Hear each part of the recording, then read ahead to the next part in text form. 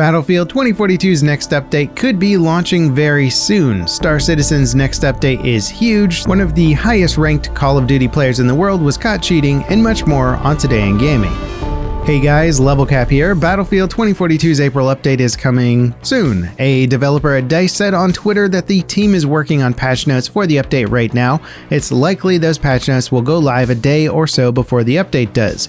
You can expect the update, or at least the patch notes, to launch by sometime next week, provided that there's no unforeseen issues that cause DICE to delay it. As for what's actually in the update, we have the broad strokes from previous blog posts by DICE, plus some new details from one of the Battlefield community managers. The April update will implement hundreds of changes. Most of them are bug fixes, but the update's core is focused on changing weapon attachment behavior across the board and rebalancing vehicles. It's unclear what these changes will be. We could get an entire weapon attachment system overhaul, a few tweaks that clean up lingering balance problems, or anything in between. The MC5 Bolt is one of the vehicles getting rebalanced. More extensive vehicle changes are in the works for the launch of Season 1 this summer. A Battlefield community manager said on 2042's forums that a fix for Sundance's anti-armor grenade is coming in the April update. These grenades are designed to track targets, but generally seem to ignore ground vehicles in favor of air ones. Even if you're standing right next to a tank, the grenade will often veer towards a helicopter hundreds of meters away.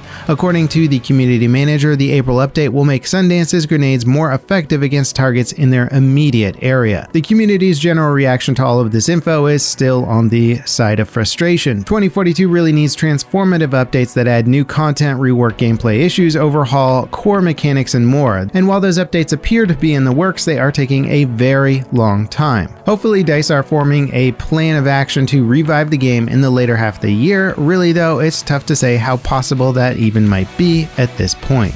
Star Citizen's 3.17 update is currently available on the game's test servers, is packing some significant features and improvements. The highlights include fixed ship desync, the first planetary river, key improvements to mining, looting, and enhanced trading. 3.17 is also including an early stage of the Quanta system to simulate hundreds of thousands of NPCs interacting in the verse. This is a massive step toward making Star Citizen feel like it's set in a dynamic world with fluctuating pricing, alliances, and more. The update is also introducing the first phase of ship-to-ship refueling, which actually looks pretty darn cool.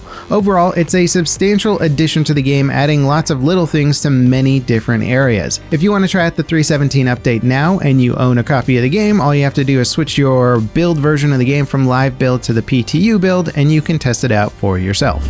The number 2 Call of Duty Vanguard player on the game's ranked play leaderboard was exposed as a cheater. He accidentally revealed his wall hacks while streaming, spurring outrage from the community. Call of Duty has a severe issue with cheating. Warzone's popularity attracted a new wave of cheating that reached biblical proportions last year. Activision has gotten things under control thanks to their new Ricochet anti-cheat tool, but there's still plenty of cheating going on. Official events for Warzone had players cheating in them that were immediately or eventually exposed, so to see it happening at the highest level of gameplay is extremely disappointing.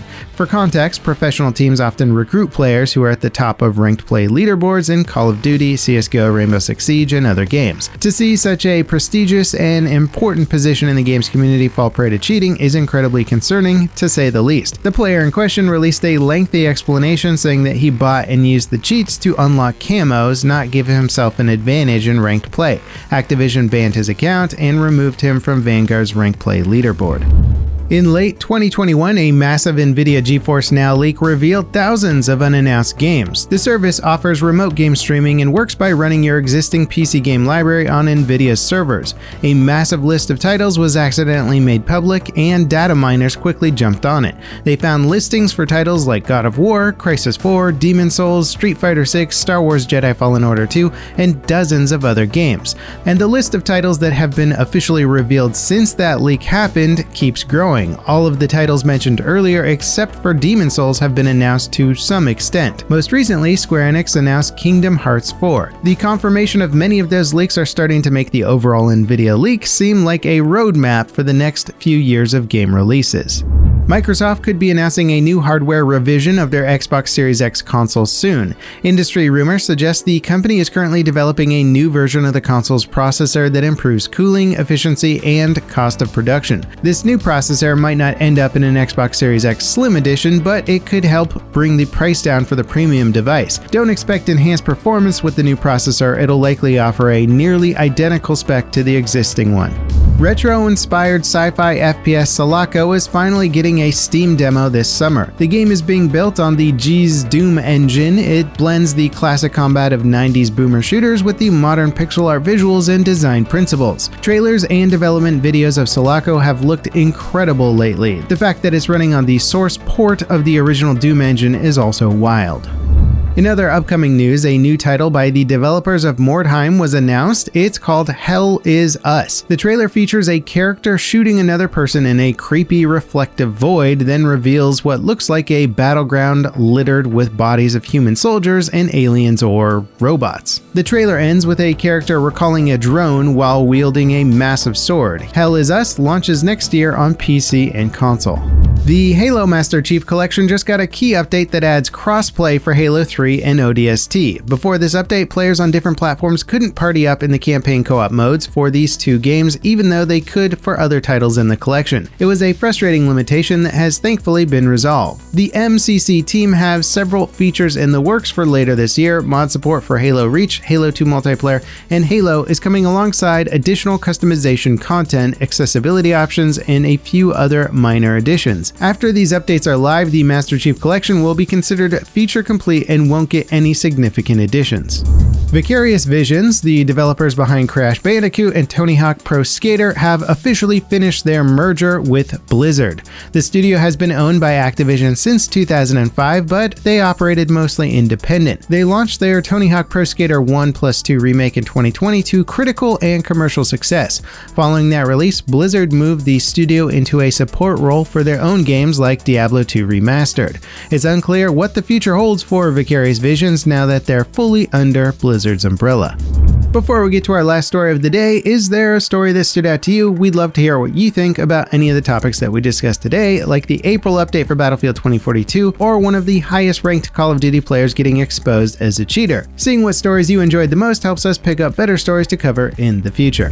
Cyberpunk 2077's DLC expansions are still in development. The game's quest designer confirmed in a recent Twitch stream that the studio is working on expansions and that the team is well aware work still needs to be done. The game's 1.5 update launched last month and was a dramatic improvement. It implemented several new features, refined performance, and resolved thousands of issues. More updates and full-on story expansions are in the works, though speculation has run rampant about the studio abandoning the game to work on their fourth Witcher game. Based on what the quest designer said and reports from industry insiders like passionate gamer Tyler McVicker, that speculation is unfounded. And that wraps it up for Today in Gaming. As always, guys, thank you so much for watching. I hope you enjoyed, and I'll see you next time. This is Level Cap, signing off.